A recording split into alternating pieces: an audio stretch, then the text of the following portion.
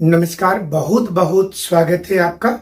आज हम बात करेंगे कि जेपीएससी की जो इंटरव्यू हो रही है उसमें लक कितना बड़ा फैक्टर है और जेएसएससी सीजीएल पर 18 जून के पहले सीआईडी की पूरी योजना का विश्लेषण करेंगे। क्या उस दिन सीआईडी की ओर से जमा किए गए रिपोर्ट पर कोर्ट जो है आगे की काम करने के लिए जेएसएससी को इजाजत दे देगी या फिर आगे इस मामले को होल्ड पर रखकर एक और डेट दिया जाएगा या सीबीआई की ओर में मामला चला जाएगा।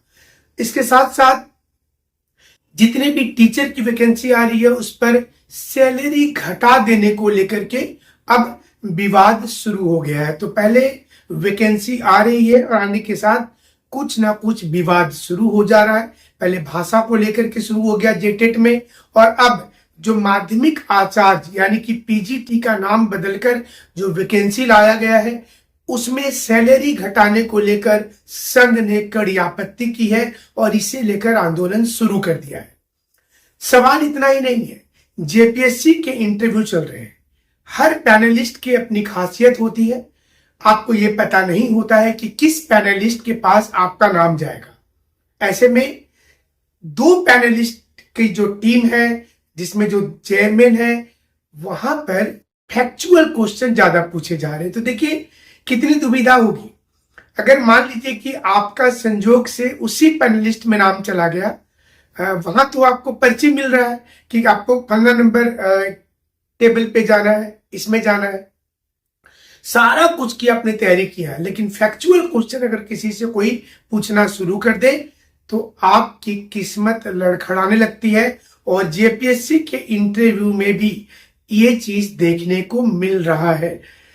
लगभग 200 से 250 स्टूडेंट के साथ बातचीत करने पर यह पता चला कि फैक्चुअल बोर्ड में अगर बच्चे चले जा रहे हैं तो थोड़ी निराशा के साथ आ रहे हैं, लेकिन वहीं जहां पर जनरलाइज्ड क्वेश्चन पूछा जा रहा है वहां पर स्टूडेंट खुश नजर आ रहे हैं। मसलन आपके नाम का अर्थ क्या है, जिस वर्ष आपका जन्म हुआ है उस वर्ष की घटनाओं को बताइए, आप जहां से आए हैं वहां के बारे में बताइए, आपने जिस को भी रीजनल लैंग्वेज चुना है चाहे हिंदी को ही क्यों ना चुना हो उसके बारे में आपसे प्रश्न पूछा जा रहा है।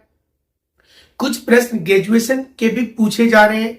आप प्रशासन में क्यों आ रहे हैं, वरीयता क्रम में इसी सेवा को आपने क्यों चुना है, झारखंड की समस्या को आप कैसे सॉल्व करेंगे, अगर आप कहीं पर बीडीओ सीओ बन जाते हैं तो वहां पर आपकी 3 बड़ी प्राथमिकता क्या होगी, आपकी जो आइडल पर्सन है उससे आपने क्या सीखा है, आपकी जो हॉबी है उससे आप किस प्रकार से लाभ लेंगे। ये तो जनरलाइज क्वेश्चन है, इसके उत्तर अमूमन सभी लोग करके जा रहे हैं।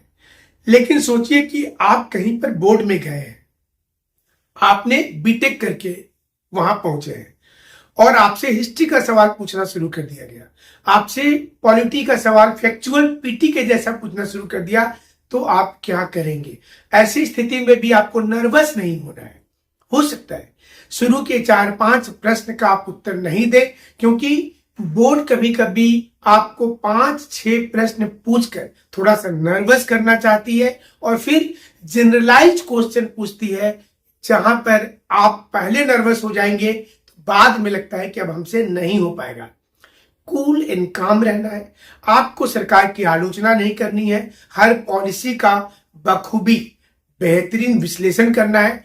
और चूंकि अभी जो वर्तमान सरकार है इसकी सिर्फ खूबी गिनानी है, क्योंकि वर्तमान सरकार के ही टीम ऑलमोस्ट माना जाता है ऐसा, क्योंकि सरकार यहाँ पर जो है उससे संबंधित चीजों को विचार करना है। हमें लगता है आपकी इंटरव्यू थोड़ी किस्मत खराब भी हो पैनल के अनुसार फिर भी अच्छी चली जाएगी।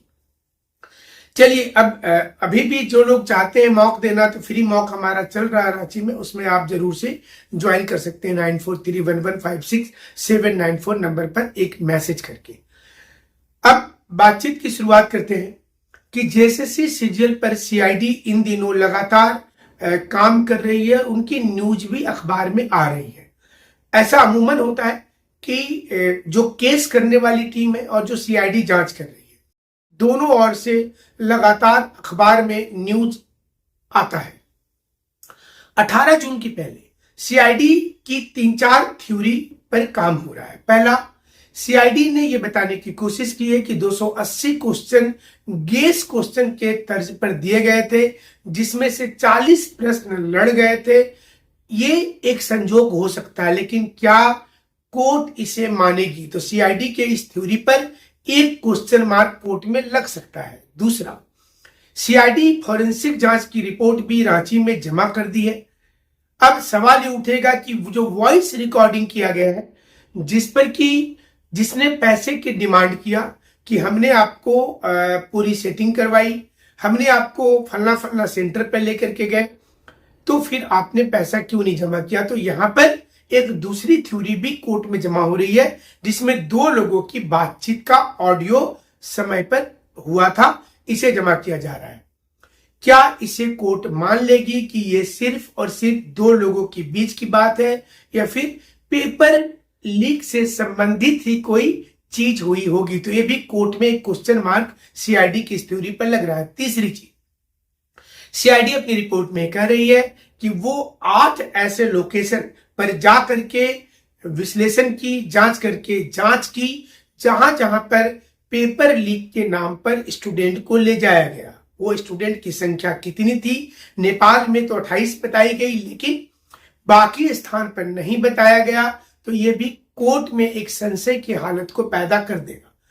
हालांकि सीआईडी अपनी ओर से ये कोशिश कर रही है बताने की कि उनकी टीम, उनकी जांच अधिकारी सक्षम है।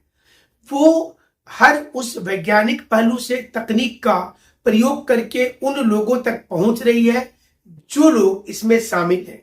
जो नया नाम बंगाल और दिल्ली और यूपी के लोगों का आया है, वहां तक भी वो पहुंचने की कोशिश कर रही है, और हो सकता है कि 17 तारीख तक में आपको उनकी भी गिरफ्तारी की सूचना मिल जाए। हो सकता है आज ही देर शाम को, कल तक ये सूचना मिल जाए, जिससे कि कोर्ट को ये प्रतीत हो सकता है कि सीआईडी बहुत बेहतरीन काम कर रही है, और वो कर रही है। ये तो हुआ सीआईडी की ओर से दलील।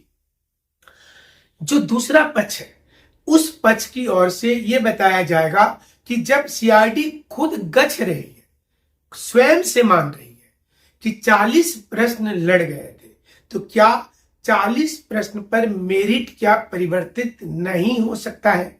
जब सीआईडी ये मान रही है तो परिवर्तन की पूरी संभावना है। दूसरे पक्ष का दूसरा दलील ये हो सकता है कि जब 28 में से अगर 10 लोग का चयन हो गया है, तो क्या यहां पर कोई संभावना नहीं बताई जा सकती है कि ये लोगों को क्वेश्चन पहले पता चल गया होगा?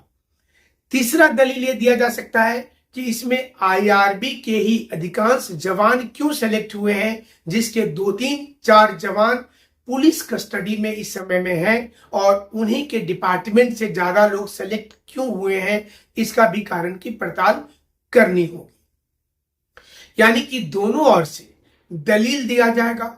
सुनवाई के दिन में जो दलील होता है, उस पर जो जज महोदय होते हैं, जो जस्टिस होते हैं, वो कितने कन्विंस्ड हो रहे हैं, उनको कितना इसमें चीजें सही नजर आ रही हैं, तथ्य कितना स्ट्रांग है, उसी के आधार पर वो आगे की सुनवाई के लिए डेट देते हैं, या फिर फैसला रिजर्व रख लेंगे, और फिर एक डेट और लगेगा। अगर फैसला कोई रिजर्व रखा जाता है तो अमूमन 15 दिन 20 दिन के बाद उस पर फाइनल जजमेंट आ जाता है। अगर दोनों में से कोई एक पक्ष ये बताएगा कि हमें और एक मौका दिया जाए, चूंकि ये मामला बड़ा है, तो कोर्ट सहर्ष इसे स्वीकार कर लेगी। तो पहला चीज, 18 तारीख को जो हमारी तहकीकात टीम है, जो हमारा विश्लेषण टीम है, उसके अनुसार 18 को फाइनल वर्डिक्ट की संभावना थोड़ी कम होगी, क्योंकि इस वक्त में दोनों ओर से क्लू वहां पर पेश किया जाएगा, कोर्ट को कन्विंस किया जाएगा, और उसके आधार पर ही कोर्ट तय करेगी कि आगे क्या कुछ करना है। आपका बहुत बहुत शुक्रिया कि आप चैनल पर विश्वास करते हैं। विश्लेषण हमारा निष्पक्ष होता है, जो सही होता है वही होता है, और हम आपके साथ हमेशा के लिए जुड़े हुए हैं। बहुत बहुत शुक्रिया।